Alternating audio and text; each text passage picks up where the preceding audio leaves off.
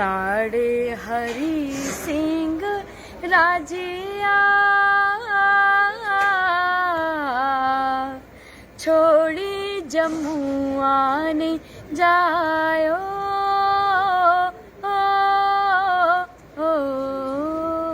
डुगर रतन कार्यक्रम च दोस्तों तुंदा स्वागत है। आऊँ हाँ प्रवीण शर्मा, तुस दिखा करदे हो स्टेट समाचार टीवी।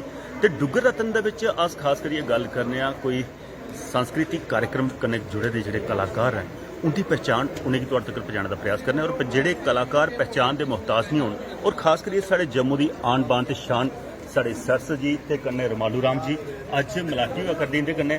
सरस जी थोड़ा स्वागत है, रमालू राम जी थोड़ा भी स्वागत है। सरस जी अगर अस डोगरी संस्कृति की गल करचै, डोगरी लोक गीतें की गल करचै, भाखें की गल करचै, बारां की गल करचै, वो जोड़ियां खास करिए रामनगर इलाके दे विच जिहड़े गई है लोग गांदे हे वो मेरे ख्याल कुछ और नहीं लगता। कितना फकर महसूस होंदा कि रामनगर की धरती च तुसीं जन्म लिया जिथे सचमुच अगर डोगरी भाषा की गल होंदी है तो रामनगर च होंदी है। सबने से पहले तो सारे की मेरी प्यार भरी नमस्कार। जय डुगर जय मां डोगरी। सर ने बड़ी खूबसूरत जी गल पूछी है और साढ़े रामनगर की ना डोगरी का गढ़ मन्निया जाता है। जितों आखते कि जेड़े पासे जेड़े ग्रां च चली जागे उत्थे कोई ना कोई कला का फुल खिले दा होना है। ते अस बड़े सौभाग्यशाली हैं, बड़ा गर्व महसूस होता है कि अस ऐसी धरती पर जन्म लेते जिथे असें गी अपनी मातृभाषा कन्नै जुड़ने दे कन्नै कन्नै ओहदी सेवा करने का मौका थ्होया है। ते जियां तुस गल करा दे हो कि बारा होई या भाखा होई या गितड़ू होई है और सच्चें सिर्फ रामनगर नहीं, साढ़े रामनगर दे कन्नै जेहड़ी जुड़ी दी पहाड़ी बेल्ट है ना, तुस रियासी आह्ले पासे चली आओ, तुस सुजनधार आह्ले पासे चली आओ, बनी बसोली चली आओ, बलौर चली आओ, ते सच्ची कि खजाना जेह्का है उसी शहर नहीं थोना ओहदे ताईं तुसेंगी थोड़ा जिहा कष्ट करियै एक लंबा पैंडा तय करियै ते अपने ग्रां आह्ले पासे रुख करना पौना। उत्थे तुसेंगी थ्होई सकदी मिठास भरी डोगरी। जेल्लै अस कदें कुदै डोगरी च गल करने ना ते केई बारी लोग झट पन्छान उड़दे तुस रामनगर दे हो। मिगी लगदा कि रामनगर की डोगरी च ऐसी खासियत है जां ओह् प्योरिटी है कि अज भी लोग असेंगी साड़ी मातृभाषा कन्नै पन्छानदे न और असेंगी बड़ी खुशी होआ दी है कि अस मां बोली आस्तै कम्म करा करने आ, मां बोली की सेवा करा करने। बिल्कुल सच गल्लां करदियां सरस होर, जिंदे कोल खजाना खास करिए मिलिया वो धरोहर मिली है अपने पिता श्री कोला और ओन साढ़े रमालू राम जी। रमालू राम जी थोड़ा स्वागत है सभनें थमां। कितना फकर महसूस होंदा तुसें कल्ले गैं पुट्टी और कल्ले इस संस्कृति की साड़ी जिहड़ी संस्कृति की धरोहर है उसी दूर तक अंतरराष्ट्रीय स्तर तक पहुंचाने का प्रयास किया और अज साथ बेटी भी दिया करती है। नमस्कार जी, तुंदा मता मता शुक्रिया कि अज रमालो राम होरेंगी अपने चैनल पर एक मौका दिता ते अपने दर्शकों कन्नै मिलने का मेरे आस्ते बड़ा एक सुनहरी पल है। गल है जी, सब उस मालक की कृपा है, जदों वो करवांदा ते सब कुछ होंदा जंदा।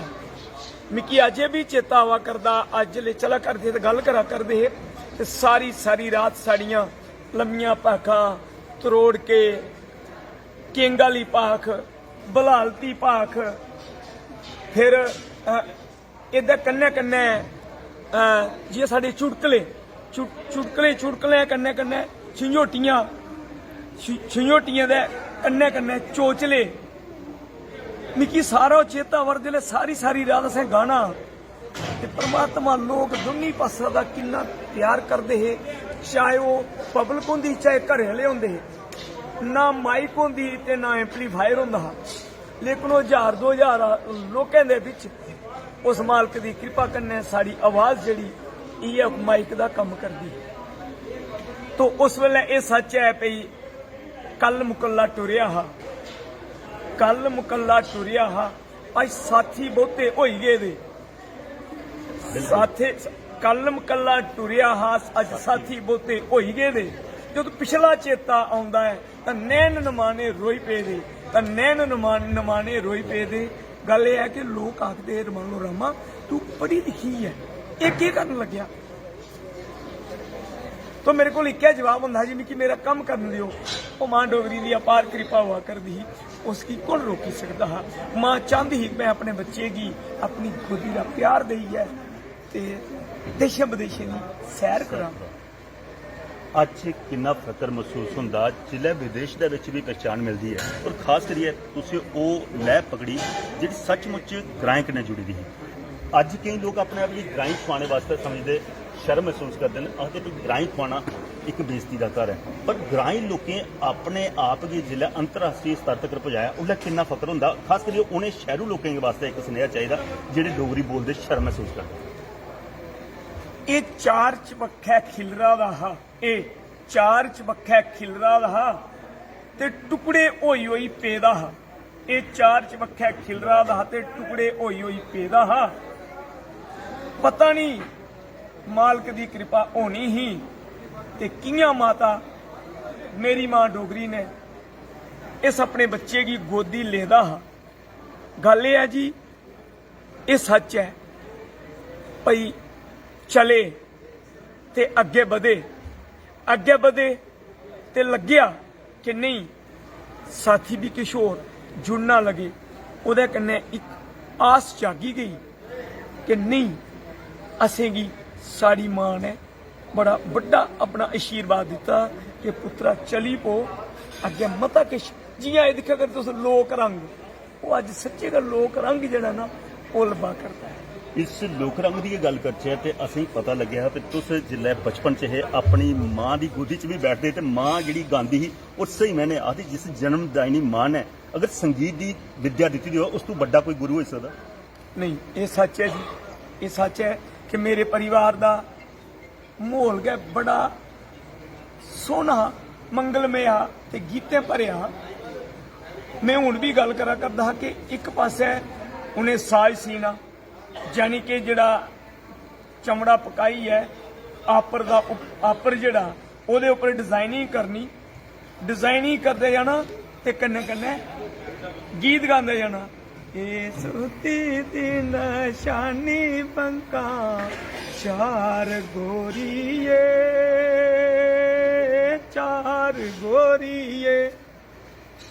तो ना जाने उनके बिचा का कियां बल्ले बल्ले वो सारा किश इयां असेंगी बूंदे बूंदे थोंदा गया ते वो बूंदे बूंदे सागर भरोंदा गया। बिल्कुल तो सच गला करदे सरस जी। अगर गल की जा इंदे कोल ते क्या गुरु ही ओ मां, तुहाडे कोल ते दो ही है, दादी भी ते कन्ने बापू होर भी। ओहदे कन्ने किन्ना महसूस होंदा कि मेरे कोल कोई जेहड़ा खजाना होया मिगी वो चंगा परिपक्व होइया पक्की आवार हवा करदा। सर सारे सा बड़ी गल ते खुशी वाली गल ही होंदी है कि तुसी अगर बच्चे अपनी जिंदगी च किश करना है तो उस तराशना पौंदा है, अग्गे पिछे हत्थ पैर मारने पौंदे। मैं कोदे कोला सीखां, मैं ते क्षेत्र जाना, मिगी कौन गाइड करे। पर मेरे आस्ते तो मिगी लगदा वो रस्ता एक औंगल पकड़िए चलाना है कि हर स्टेज उपर लेइयै जाना बचपन थमां लेइयै ते अज तकर भी। और अ'ऊं तुसी एक दिले दी गल सनानी आं, जदों मैं कुदै मेरा इकला शो होंदा ना मिगी थोड़ा झक्क आउंदा, मिगी थोड़ा डर होंदा ते जेल्लै मिगी पता कि अज मेरे पिता होर मेरे कन्नै पूरा ग्रुप मेरे कन्नै, ओह् झक्क ओह् डर बिल्कुल खत्म होंदा कि असें पता है कि सारियां चीज़ें गी मैनेज करने आस्तै साढ़े गुरु जी मेरे पिता जी साढ़े कन्नै न। और मैं जिल्लै दादिया कोल कदें भी बौह्नी ते दादी दी बड़ी अच्छी गल है कि ओह् रुक्खें गी दिक्खियै चीज़ें गी दिक्खियै भाख सनादियां। जिल्लै बी उं'दे कोल जन्नी तां अज्ज इस बारी में नमीं भाख सना दी है ते जियां तुसें मैं भाख सनाई है महाराजा हरि सिंह उप्पर भाख मेरे पिता होरें बनाई ही, पर एह् गाने दा अंदाज जेह्ड़ा है वो मैं दादी कोला सिक्खेआ। हुण मैं चाहना कि दो शब्द भाखा दे तुस साढ़े दर्शकें लई इत्थे भी गुनगुनाई सकदे हो जी। ते भाखे दे बोल न साढ़े हरि सिंह राजिया छोड़ी जम्मू आने जायो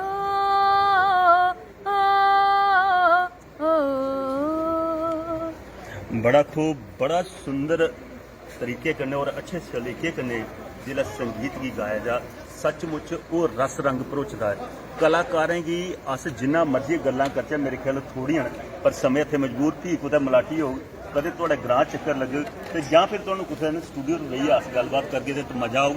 दोस्तों ये डुग्गर रतन दे इस कार्यक्रम च इन्ना गै भी दोबारा मलाटी करने का अस तुहाडे कन्नै वायदा करगे और इंदे कोला भी वायदा लैगे कि जरूर साढ़े स्टूडियो च बेहियै एक बारी गलबात करगे क्योंकि इत्थे साढ़े कोल पूरा समान नहीं है जिस तरीके कन्नै अस शूट करी सकदे।